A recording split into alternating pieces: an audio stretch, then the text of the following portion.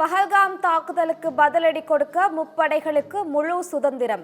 பிரதமர் மோடி தலைமையில் நடைபெற்ற ஆலோசனை கூட்டத்தில் முடிவு.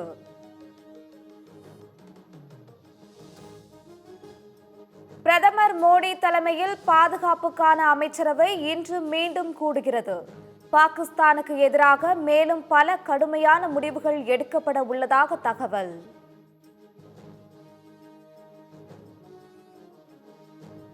இந்தியாவில் பல ஆண்டுகளாக குடும்பத்துடன் வசித்து வந்த பாகிஸ்தானியர்கள் நாடு கடத்தல். குழந்தைகள் உள்ளிட்ட உறவுகளை பிரிய முடியாமல் குடும்பத்தினர் கண்ணீர்.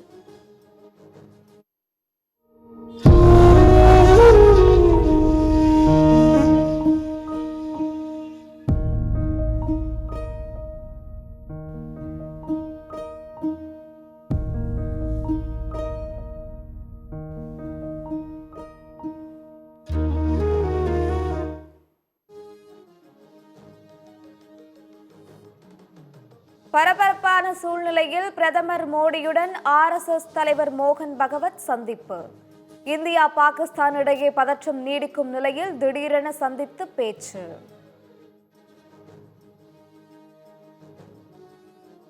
இரண்டாயிரத்து 26 சட்டமன்ற தேர்தலில் திமுக கூட்டணி 200 தொகுதிகளுக்கு மேல் வெற்றி பெறும். தேர்தல் பரப்புரையை ஏற்கனவே தொடங்கிவிட்டதாக MK ஸ்டாலின் பேட்டி.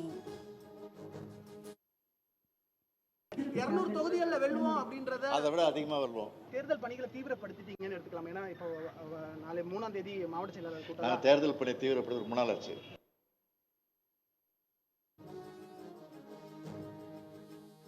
பிரேமலதா தலைமையில் தேமுதிக பொதுக்குழு தர்மபுரியில் இன்று கூடுகிறது. கட்சியில் விஜய பிரபாகரனுக்கு முக்கிய பதவி வழங்கப்பட உள்ளதாக தகவல்.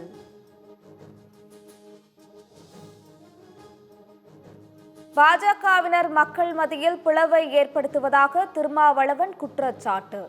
சென்னை தாம்பரத்தில் நடைபெற்ற மத்திய அரசுக்கு எதிரான போராட்டத்தில் பேச்சு. பாஜக அரசின் இந்த போக்குகள் இந்திய மக்களிடையே நிலவுகிற சகோதரத்துவத்தை, சமூக நல்லிணக்கத்தை, மத நல்லிணக்கத்தை வெகுவாக சிதைக்கக்கூடிய வகையிலே அமைந்திருப்பதை சுட்டிக்காட்டி வருகிறோம். ராமேஸ்வரத்தில் மதுபான பதுக்கல் குறித்து வழக்கு பதிவு செய்யாமல் இருக்க லஞ்சம். தனுஷ்கோடி காவல் நிலைய சிறப்பு சார்பு ஆய்வாளர் உள்ளிட்ட 3 காவலர்கள் அதிரடி கைது. உச்சநீதிமன்ற புதிய தலைமை நீதிபதி PR கவாய் நியமனத்திற்கு குடியரசுத் தலைவர் ஒப்புதல். மே 14 தலைமை நீதிபதியாக பொறுப்பேற்கும் BR கவாய் நவம்பர் மாதம் ஓய்வு பெறுவார் என அறிவிப்பு. நெல்லை மாநகர பகுதிக்குள் நுழைய 2 ரவுடிகளுக்கு காவல்துறை தடை. ரவுடிகள் பாஸ்கர், முத்துக்குமாருக்கு தடை விதித்து நெல்லை காவல் ஆணையர் உத்தரவு.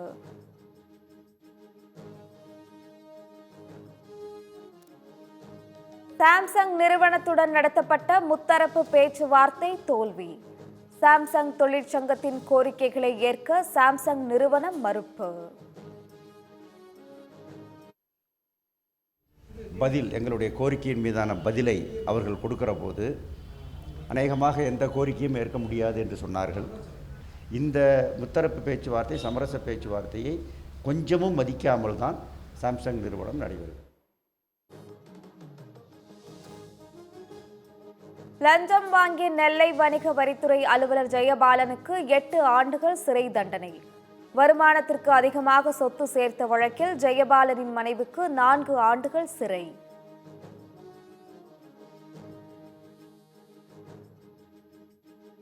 கொடைக்கானல் கடைக்கோடி கிராம மக்கள் சான்றிதழ் பெற சிறப்பு முகாம். சிறப்பு முகாம் பல கிலோமீட்டர் தொலைவில் உள்ளதால் கிராம மக்கள் செல்வதில் சிரமம்.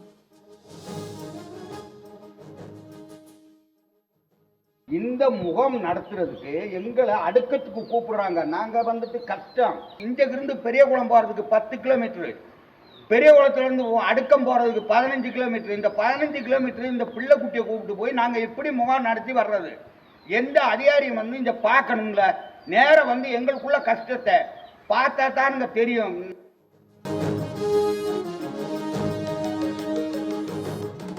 ராமநாதபுரம் போகலூர் ஊராட்சி ஒன்றிய அலுவலகத்தில் லஞ்ச ஒழிப்புத்துறை சோதனை. கணக்கில் வராத 2.5 லட்சம் ரூபாய் பணம் பறிமுதல்.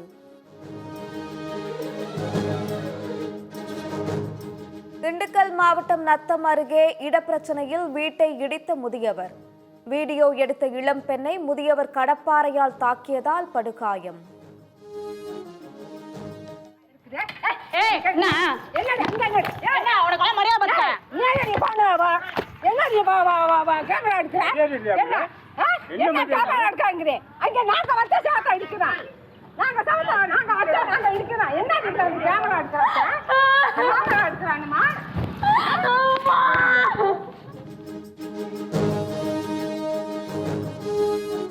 தமிழக சட்டப்பேரவை கூட்டத்தொடர் தேதி குறிப்பிடாமல் ஒத்திவைப்பு.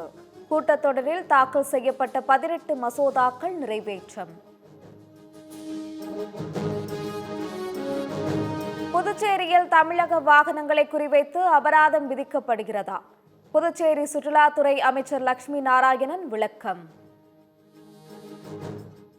காவல்துறைன்றது கிட்டத்தட்ட எல்லா ஊர்லேயுமே நோ பார்க்கிங்கில் போனால் ஃபைன் போடாமல் இருக்க மாட்டாங்க. இல்லை என்ன கஷ்டம்னா நிறைய பேர் இங்கே வர்றதுனால அவங்களுக்கு நோ பார்க்கிங் எங்கே இருக்குன்னு தெரியாததுனால போலீஸ் பண்ணியிருப்பாங்க. அது நீங்கள் நம்பர் ஆஃப் விசிட்டர்ஸுக்கும் நம்பர் ஆஃப் கேஸ் புக்லும் பார்த்தீங்கன்னா ரொம்ப ரொம்ப கம்மியாக இருக்கும். பத்மபூஷன் விருது பெற்றது மிகவும் மகிழ்ச்சி அளிக்கிறது. தனது மிகப்பெரிய பலமே மனைவிதான் என அஜித் நெகிழ்ச்சி.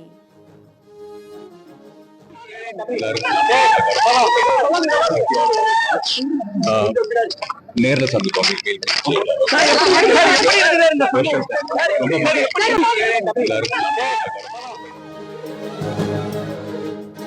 ராமநாதபுரத்தில் கடலுக்கு அடியில் நடனமாடிய சிறுவர் சிறுமியர்.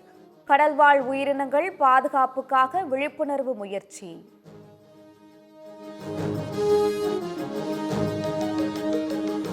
நியூசிலாந்தில் நிலநடுக்கத்தால் அச்சமடைந்த மக்கள் வீதிகளில் தஞ்சம். கடலுக்கு அடியில் ஏற்பட்ட நிலநடுக்கம் ரிக்டர் அளவில் 6.2 பதிவு. சிரியா தலைநகர் டமாஸ்கஸில் இரு பிரிவினரிடையே வெடித்த மோதல்.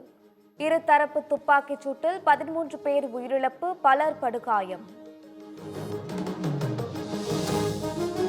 டெல்லி அணிக்கு எதிரான IPL போட்டியில் கொல்கத்தா அணி வெற்றி. கடின இலக்குடன் ஆடிய டெல்லி கேபிட்டல்ஸ் போராடி தோல்வி. IPL தொடரில் சென்னை பஞ்சாப் அணிகள் இன்று பல பரீட்சை. சென்னை அணி தோற்றால் அதிகாரப்பூர்வமாக பிளே ஆஃப் வாய்ப்பை இழக்கும். தென்னாப்பிரிக்கா அணிக்கு எதிரான முத்தரப்பு ஒருநாள் கிரிக்கெட் போட்டி. சினே ராணாவின் அபார பந்து வீச்சில் இந்திய மகளிர் அணி த்ரில் வெற்றி. மேட்ரிட் ஓபன் டென்னிஸில் காஸ்பர் ரூட் மெட்வெடேவ் முசட்டி காலிறுதிக்கு தகுதி. கால் இறுதிக்கு முந்தைய சுற்றில் முன்னணி வீரர்கள் ஸ்வரேவ், பிரிட்ஸ், சிசிபாஸ் அதிர்ச்சி தோல்வி. மேட்டன் ஓபன் மகளிர் ஒற்றையர் பிரிவில் சபலென்கா ஸ்வியாடெக் காலிறுதிக்கு தகுதி. ஆடவர் இரட்டையர் பிரிவில் ரோகன் போபண்ணா ஜோடி 2வது சுற்றுக்கு முன்னேற்றம்.